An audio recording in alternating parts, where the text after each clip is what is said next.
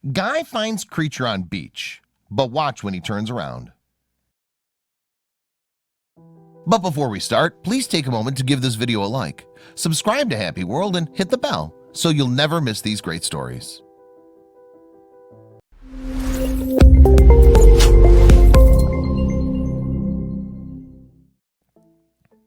Living so close to nature can have its ups and downs. Those in isolated locations are at the mercy of nature. But the perks to having wildlife right outside your front door are unimaginable. Freedom, fresh air, and peace. The distance from the hustle and bustle of cities work magic on the mind. But one couple had more than their fair share of worries living with nature. The cries were that of a baby, hungry and desperate. Branches and debris littered the dark sand of the Costa Rican beach. The sky was still dark from the storm that had just passed. Dirk ran across the stones, his bare feet aching against the sharp boulders. He searched between stones and pebbles, under rubbish and fallen trees. In the distance, the body of a motionless creature was stuck between the hard stones. Was he too late? Lori and Dirk Morgan, a couple originally from Ohio, are fascinated with nature. For 3 generations, the Morgans have offered spectacular experiences in inspiring places throughout the world. From the Canadian wilderness to the eastern rivers of the Amazon, this family has one passion: to share their love of the outdoors with others. But sometimes the outdoors is much more than fun and sunshine. All of Dirk Morgan's destinations are ecological. The locations are protected by visitors by conserving the environment and ultimately protecting the natural beauty. Costa Rica is one of the most popular destinations associated with ecotourism. With that in mind, they set up a visitor lodge on the Osa Peninsula near the eastern town of Puerto Jimenez. The isolated location attracts many couples, one of which heard some strange noises on their routine stroll along the shore. They all heard the winds the night before, but the strong lodge kept them safe and dry from the unruly elements outside.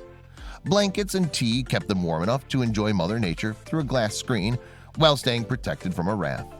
Not everyone was as lucky. A wet and tired ball of hair lay motionless on the beach. The night was long and cruel for this young creature. No food, no warmth, no shelter, no protection. Without its mother, the young creature was vulnerable to the elements and other hungry animals. Dirk wasted no time. "I took off," he shared, as he planted each foot on solid ground in a desperate attempt to reach the source of the sound before something else did. Young exposed animals are vulnerable even with a parent close by. Alone, the fate of these babies is usually bleak. "I'm literally sprinting down the beach barefoot with a kitchen apron on and a box with a towel in it." Dirk dropped his kitchen utensils and breakfast had to be put on hold. But these guests were more than happy to try to save this defenseless critter. He followed the desperate cries along the shore and found the creature huddled between the rocks. But upon closer inspection, this hairball seemed a bit peculiar. Long, overstretched arms, a bare, pink pointed face, knotted, drenched hair. This creature seemed more like a drenched stuffed toy rather than an animal. Dirk couldn't distinguish between the sand and insects caught between its fleece. The cries didn't ease when Dirk lifted it from the flooding stone fortress. Was it injured? He was one step closer to identifying the creature. After a lone night of fear, Dirk gifted the creature with a dry towel and a cozy cardboard box. The lanky beast looked lost inside the large box, too big for its body. Its protruding nose was raw pink, a common side effect following 8 hours of sand and storm exfoliation. Dirk wrapped a blanket around the young, shaking ball of fur. It reached for him. Something was off. Long nails that would make many beauticians go jealous scratched the cardboard. The creature stretched forward to rest 2 toes on the edge of the box. It struggled to take in the new surroundings. A squeal escaped, fearing that Dirk was yet another predator. Dirk and Lori paused. What were they to do now? Where could they bring this thing, and what even was it? The internet came to the rescue. Sloths are famous for their slow movements, extended limbs, and long nails. But this particular sloth was missing one important characteristic: a 3rd toe. Dirk explained their discovery. "We found a rare, young, 2-toed sloth that survived the high tide and storm overnight. This sloth has little connection to his presumably obvious cousin, but they both have one critical similarity: their laziness. And it's more than a weekend sleep-in. A sloth's long limbs allow them to reach far without the need to move their body.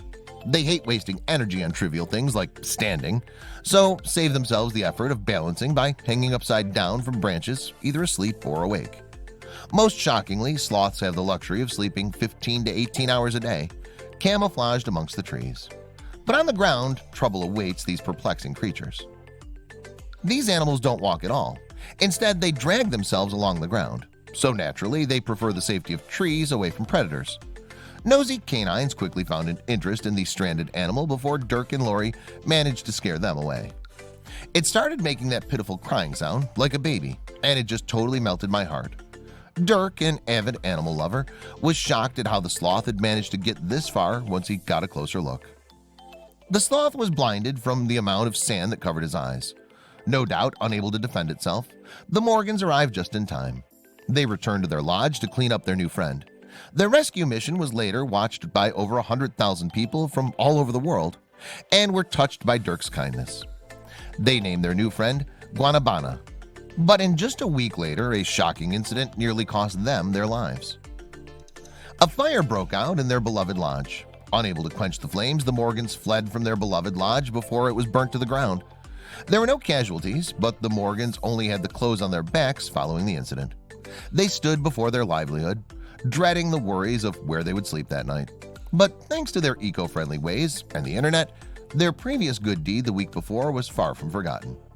The Jungle Lodge served as an educational center to a variety of travelers and students of the last 2 decades. Besides baby sloths, the Morgans have also rescued, donated, and moved bee colonies to the Cincinnati Zoo. They also brought little Guanabana to the Tranquility Rescue Center. Since the GoFundMe page was set up, it's managed to put together $1,500 to help this kind couple rebuild their famous second home. Much more than a fire is needed to keep their couple from doing what they love.